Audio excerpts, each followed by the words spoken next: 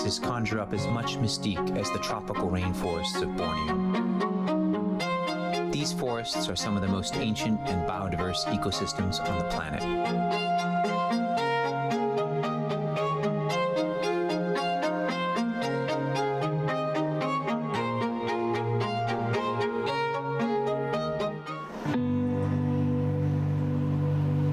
Borneo is home to countless organisms, all of which are interconnected in a complex web of life.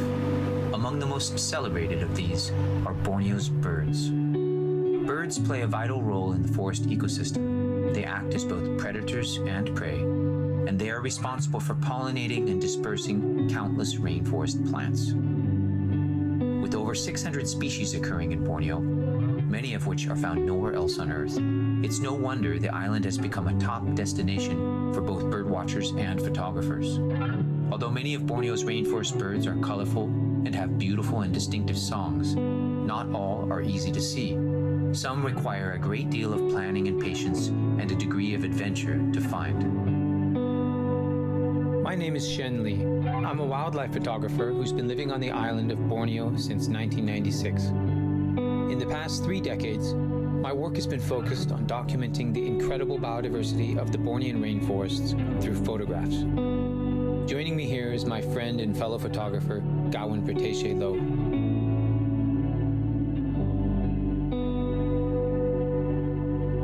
Over the coming weeks, we're embarking on a journey around Borneo to visit a series of the island's top birding destinations, with the aim of capturing images of some of the rarest and most celebrated endemic birds. So what time of day is for birding, Shen? Well, of course, the morning, late afternoon is good. Looks like we're getting into some good habitat here. Yeah.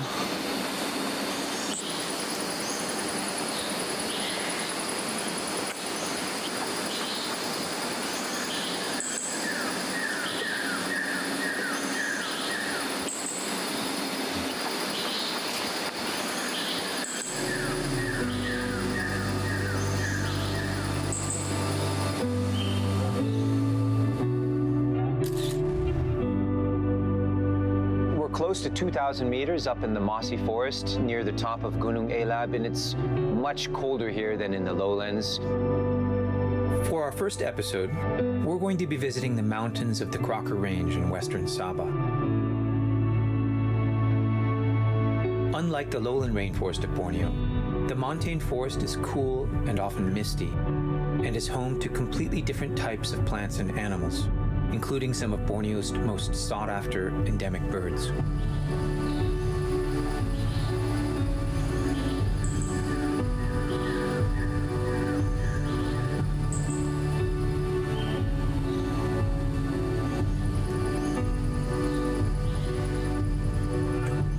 Birds up here, they tend to feed more in flocks than they do in the lowlands. And that's exactly what happened here. We had a mixed flock come in, all foraging at the same time. And when you encounter a mixed flock like this, it's just a frenzy of activity. Sometimes it's hard to pick a single bird to focus on because all the birds are feeding at once in the same area.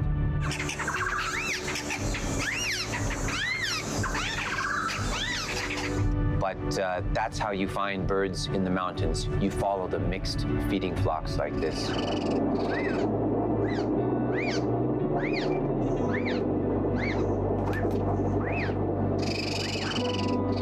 Whenever you head out with the aim of getting good bird photographs, it's always best to start very early in the morning. Not only is the light more muted and soft, but of course, the birds are much more active.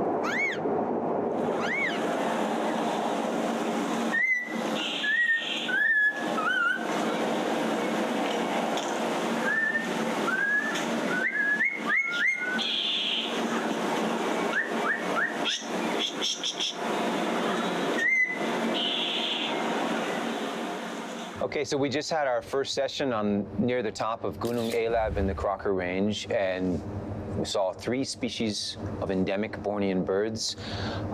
We're very lucky to be up here, the first ones up here on the mountain this morning, because this is a well-known spot, and sometimes there's a lot of birders here. But we had very good looks at these birds that came right in.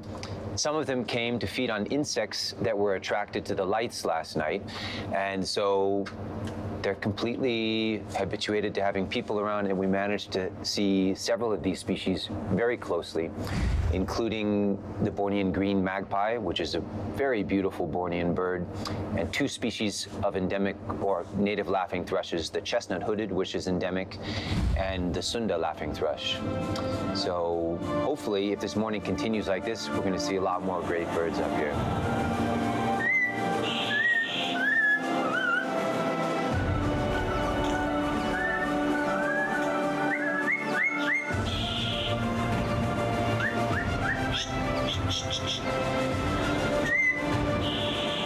Anytime you visit the montane forest of Borneo, it is impossible not to notice the chestnut-hooded laughing thrush. These bold birds travel slowly through the forest in noisy flocks, foraging for insects from the canopy all the way to ground level. They are frequently joined by other birds, such as the Sunda laughing thrush, hair-crested drongo, and Bornean green magpie.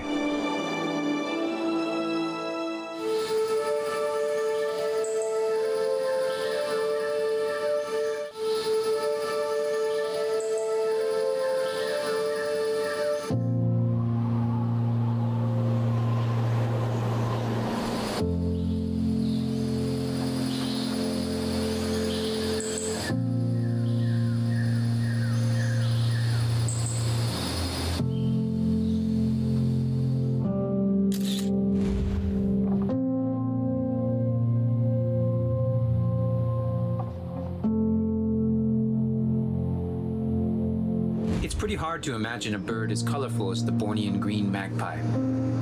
They're not uncommon in the montane forest, and they're quite noisy, with an interesting variety of loud calls, which makes them pretty straightforward to find. They spend most of their time foraging in the forest canopy searching for insects and spiders, and sometimes come all the way down to the ground when they're hunting for food.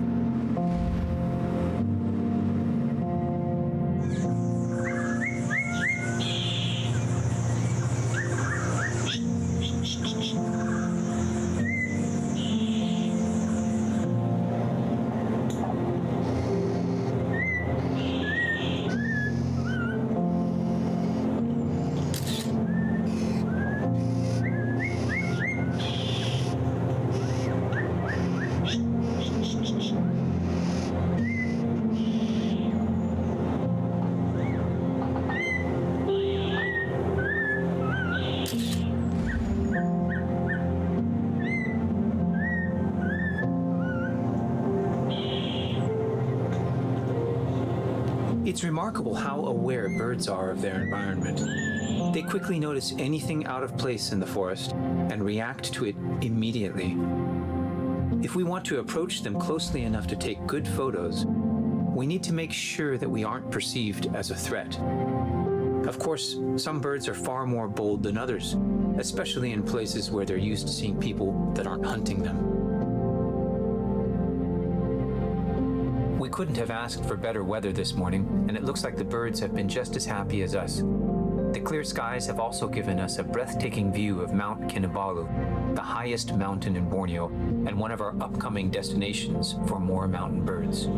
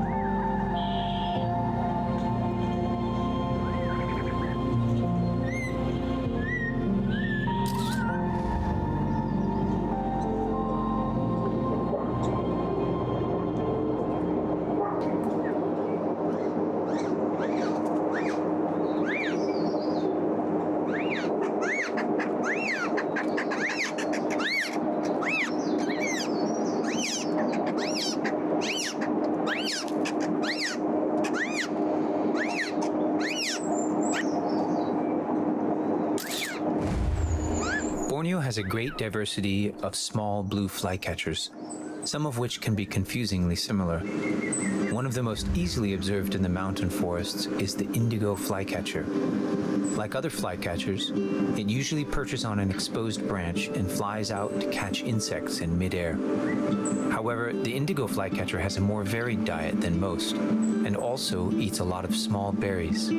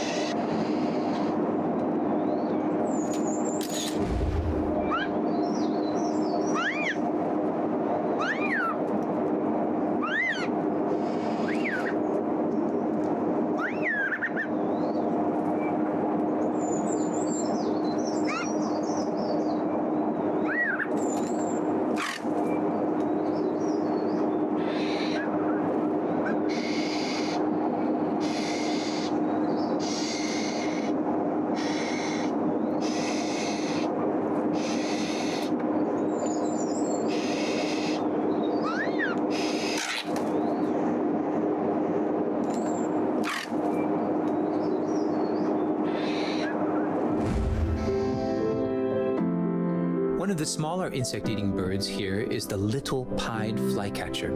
This is actually a very widespread species, found all across Southeast Asia.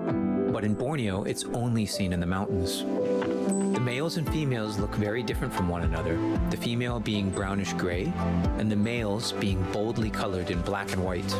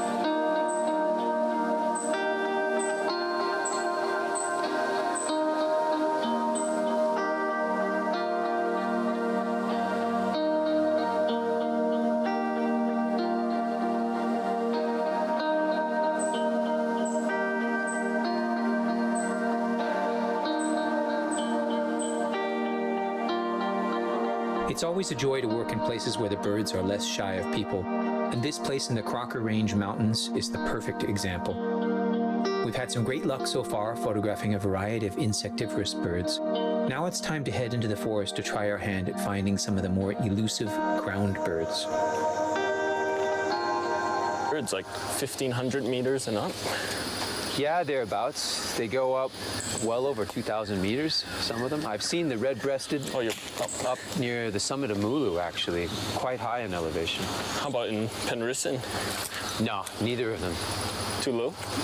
Yeah, and too far south in Sarawak.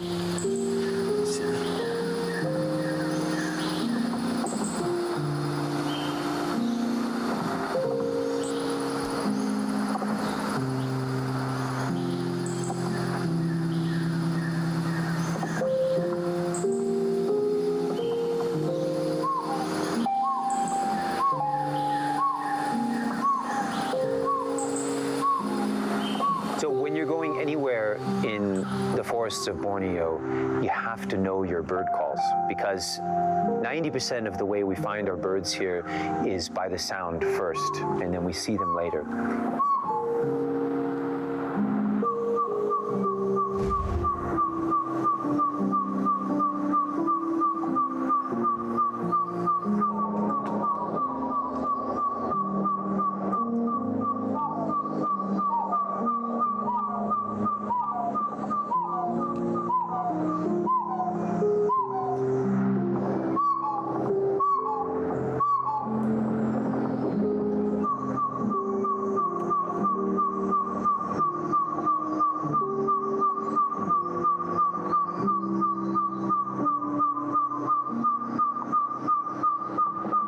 Birds are always calling, of course.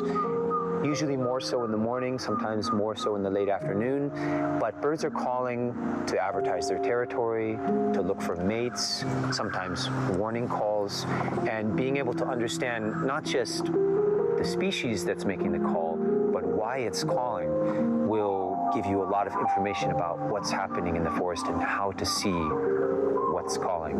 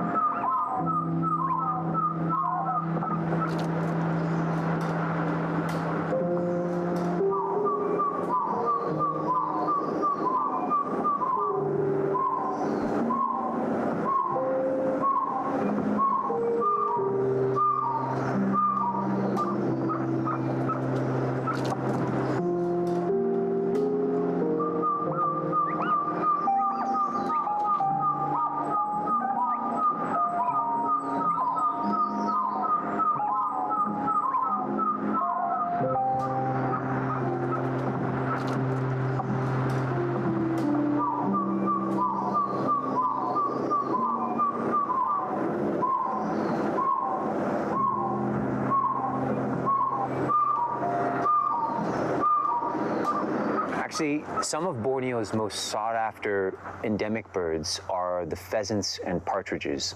And two of these are found only in the mountains of northern Borneo, the red-breasted and the crimson-headed partridges. And we're here up on Gunung Elab to see these birds, and we just had an amazing encounter. Very close, they came right in. They're used to seeing people, so they're not afraid.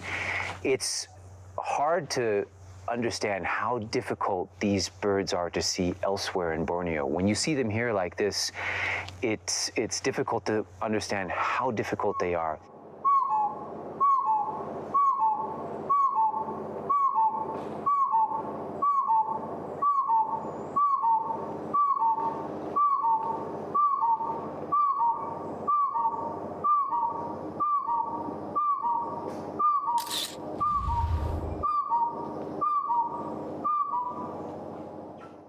These birds are so shy in the normal encounters in the forest, in Sarawak and Kalimantan and other parts of Sabah even, that some people swear they can smell you.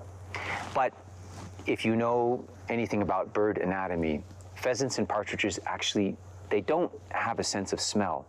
So what is making them so aware of people is this almost extrasensory perception. They have incredible eyesight and awareness of the forest around them, and somehow they know if you're waiting there, if you're trying to see them. So this was a really special encounter. You can imagine if you're a little chicken-sized bird walking around in the forest with predators all around, you're only going to survive if you are extremely aware of your environment, if you can detect predators, perfectly. And that's why these birds are so hard to see. So this was, the way we saw them just now, was a very, very special encounter.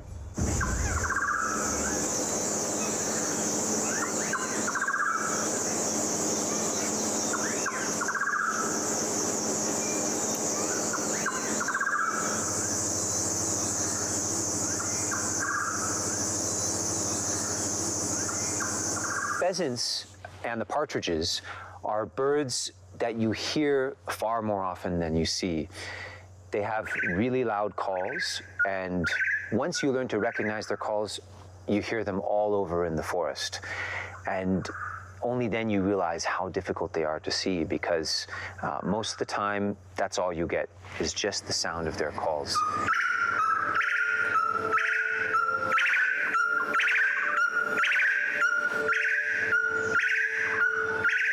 Most of Borneo's partridges are very shy birds, and the red-breasted partridge is no exception. Although it has a very loud song and is commonly heard on many of Borneo's mountains, seeing one can be extremely difficult. Fortunately, the birds here at this site in the Crocker Range have become accustomed to people, allowing us to get close enough to see how beautiful this bird really is. Today we had an amazing encounter. We had 3 red-breasted partridges, a male, female, and one of their offspring, and a single male crimson-headed partridge. Even the crimson-headed called right in front of us as well, which was a magic experience to see that at close range. We've seen some amazing birds here in the Crocker Range Mountains, and it's a shame to have to leave so quickly. If we had more time to spend here, we could undoubtedly find a lot more incredible montane species. However, Borneo is an immense island, and there are a lot of other sites we're going to need to cover if we want to find all the birds we're looking for.